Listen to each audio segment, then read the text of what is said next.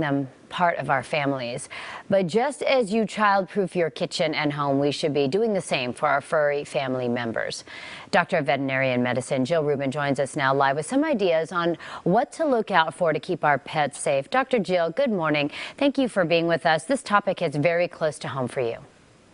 Yeah, I just lost my baby. I don't want to cry because unfortunately she ate something called a bite guard. I want everybody to see this. Look at this thing. Mm-hmm. Okay. Yeah, we know it's that all clear too well. Plastic. A lot of our Okay? kids wear that for sports, some for dental needs. We're very sorry for your loss. Yeah, it got stuck in her intestine. She had a perforation of her bowel. UC Davis couldn't save her. So I just want to, this is very close to home. I want to prevent this from happening. Here on this table, this whole things. I'm going to run through them really quick. Okay. Because these are things also that I have found in pets' guts as well. They're very common and people don't even think about it. Sure. The first thing I do want to say though is see these chip bags? Yes.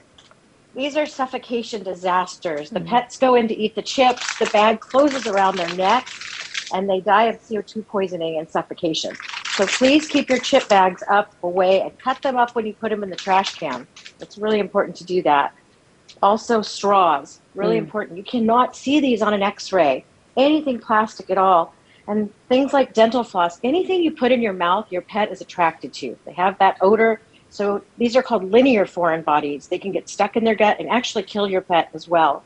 Things like batteries, makeup, scrunchies are a really big one. A lot of pets eat these. And then keep your prescription drugs out of the way of your pet, even your other pet's prescriptions, because they're chewable and they like them, so they can overdose on some of these medications. Laundry soap. We also have diapers, sanitary pads, and one of the worst things, believe it or not, are these dryer sheets. They're not only bad for on your clothes because they have petroleum products, but pets eat them and they can die. It can cause a strangulation in their gut, as well as towels, washcloths, lotions, toothpaste, believe it or not, anything with plastic on it, and knives. I know a lot of people leave their dirty knives on the counter. I've taken full knives out of pets' stomachs before. So, and of course, famous chocolate. So I want to make sure people are very aware. Sponges, really, really bad thing for pets to eat, and they love them because they have food particles on them. So I wanted to make mention of that. Any toys with strings, any soft toys, even the tops of your coffee. They like to eat those, and they're plastic, and again, they'll get stuck in their gut, perforate it, and you're going to have a pet that's going to pass away or have a really expensive vet bill like I did at UC Davis. Right. It's just basically cleaning up, and like we would for our own children, say if we've got a little toddler or baby running around.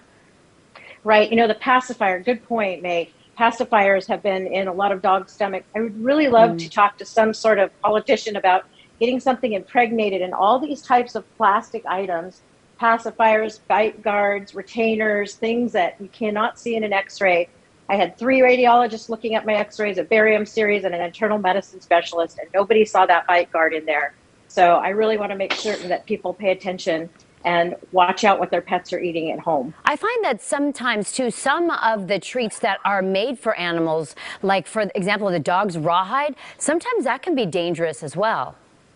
Very dangerous. I had a dog in here last week that actually had a very hard treat, and it ended up causing a severe bacterial infection in the gut. It got stuck in the windpipe, and probably about $6,000 later, we've discovered it turned into a bacterial infection in the stomach. So all those things, rawhide should really be outlawed. I know dogs like to chew on them, but they're very bad. They twist and turn, and they also have bacteria on them that can be toxic to your pet. All right, Dr. Jill, what should we be looking out for signs that our animals are in trouble, our pets are in trouble?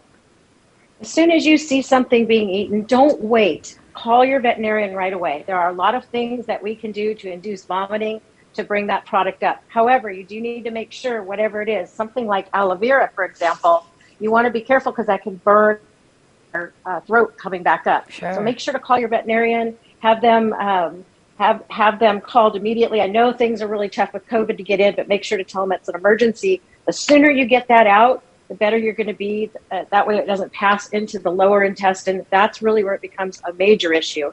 And especially something like aloe vera with the points, it can perforate the bowel as well. Dr. Jill, you brought up a really good point. My dog got aspiration pneumonia from throwing up something that he had eaten on the beach, and we almost lost him. He was just puppy. He's going to be all right. Again, we're so sorry for your loss, Dr. Jill. Thank you for sharing us these tips to keeping our pets safe and our families as well. Take care. Thank